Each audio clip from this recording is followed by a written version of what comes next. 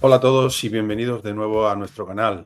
Hoy vamos a hablar de una estrategia de inversión que puso de moda Nassim Taleb. Es la estrategia llamada Barbell, que viene a referirse a una inversión en la que imitamos como una especie de pesa, ¿no?, en el gimnasio, con una barra y dos extremos. En un extremo estaría una parte de la inversión que sería una parte segura, una parte poco rentable, si queréis decir, pero con altas probabilidades de que cumpla su misión de mantener el capital y obtener una rentabilidad, bueno, pues podemos decir que, por ejemplo, pues mantenga el valor del dinero, que consiga igualar a la inflación, por ejemplo. En el otro extremo estaría la inversión en activos de riesgo, con una opcionalidad grande, es decir, que podamos perder es parte pequeña de lo que vamos a invertir, pero que tenga una opcionalidad grande de conseguir una gran rentabilidad de una forma, pues digamos, rápida y haciendo pues multiplicar nuestra inversión por varias veces, ¿no? Esta sería la segunda parte. Si queréis, vamos a verlo en concreto con un par de ejemplos. Evidentemente, esta estrategia va a variar dependiendo de las características del inversor. Estamos hablando de que podría ser un inversor con, bueno, cierta tendencia al riesgo y por lo tanto vamos a suponer que todo lo hace invirtiendo en renta variable.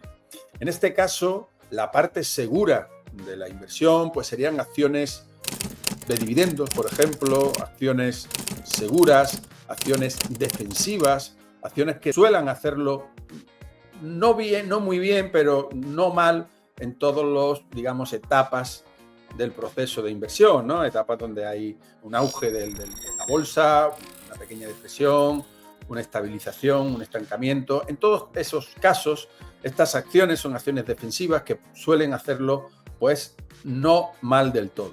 Esa sería la parte segura de la inversión. En la parte arriesgada podríamos tener, pues, desde acciones muy volátiles, acciones que pueden tener un catalizador que haga que se multiplique por 10, por ejemplo, cada una de las inversiones, y que si perdemos, pues perdamos pues relativamente poco. ¿Por qué vamos a perder poco? Pues porque vamos a depositar una pequeña parte de nuestra inversión en ese otro extremo, ¿de acuerdo? Por lo tanto, tendríamos una parte, una inversión relativamente segura, esa que te hace mantener el capital, y una segunda parte que nos exponemos a un mercado más volátil, un mercado con más riesgo, pero con una opcionalidad tremenda, es decir, una opcionalidad a que se dispare, una asimetría en la inversión. Podemos perder un poco, pero podemos ganar mucho. Y es ahí donde radica el kit de esta forma de invertir. Es invertir en algo que podemos perder poco, pero ganar mucho. Si perdemos, pues tenemos nuestra parte segura, la otra parte de la pesa, y si no, pues aumentamos de manera extraordinaria nuestra rentabilidad. Un segundo ejemplo serían aquellos inversores que no lo hacen todo invirtiendo vía acciones, sino que lo hacen utilizando pues fondos de inversión y ETFs. Bueno, aquí sería una división un poco parecida, pero en el que se diferencia la parte segura. La parte segura vendríamos a invertir en esos ETFs, en esos fondos de inversión que replican al mercado, incluso ETFs que pueden ser más defensivos que el propio mercado y que busquen, como hemos dicho, mantener el capital sin buscar grandes rentabilidades. Y la segunda parte pues la dedicaríamos a nuestra bolsita de acciones, acciones pequeñas o acciones que nosotros estamos siguiendo y que pensamos que pueden ser más rentables que el mercado. Entonces ahí hacemos nuestros pinitos de inversor, mientras que la parte importante de nuestro capital está en la otra pesa, en la pesa de rendimientos tranquilos, de rendimientos no volátiles y mediante pues ETFs, mediante fondos de inversión, donde no tenemos que hacer gran trabajo, sino un seguimiento, digamos, mensual o trimestral. El tercer ejemplo que te propongo sería el inversor que solo invierte en renta fija, es decir, en bonos. En este caso habría dos extremos. Uno de ellos serían los bonos a corto plazo, con un riesgo menor, el tipo de interés también es un poco menor, pero la liquidez de los bonos y sobre todo la duración hacen que nosotros podamos salir de esos bonos y reinvertir en otros con mayor tipo de interés. Mientras que la parte de más riesgo pues sería los bonos de mayor duración, bonos a 10, 15, 30 años, donde los tipos de interés se nos anclan por mucho tiempo y con gran duración. En ese caso, podríamos tradear con esos bonos pensando que cuando el tipo de interés sube, los bonos bajan y al revés. Y además lo hacen directamente proporcional a la duración de esos bonos. Es decir, que bonos que tienen mucha duración, el incremento o decremento del precio cuando suben los tipos de interés es muy acusado. Y por tanto nos permite ahí hacer trading con esos bonos, de forma que podamos intentar sacarle una mayor rentabilidad a esa cartera exclusivamente constituida por bonos. Esta sería, digamos, pues una tercera variante de la estrategia Barbell, solo y exclusivamente invirtiendo con bonos. Pero te voy a plantear un cuarto y último ejemplo de estrategia Barbell, el que vamos a combinar ambos mundos. Vamos a hacer una parte segura, una parte de inversión poco rentable, pero poco volátil también, que mantenga el capital, constituida por ETFs, constituida por fondos de inversión, incluso defensivos, y por lo tanto que nos deje tranquilo una gran parte de nuestra inversión sin que tengamos que preocuparnos en exceso, sino simplemente hacer un seguimiento periódico de los mismos. Y la segunda parte, que es, digamos, la novedad que os planteo, sería invertir, pero no en acciones, sino lo haríamos en opciones. ¿Y por qué digo que lo hacemos en opciones? Pues porque la opcionalidad podemos incluso conseguir que sea aún mayor. Si nosotros compramos calls, una call, lo que estamos comprando es el derecho a comprar a un determinado precio.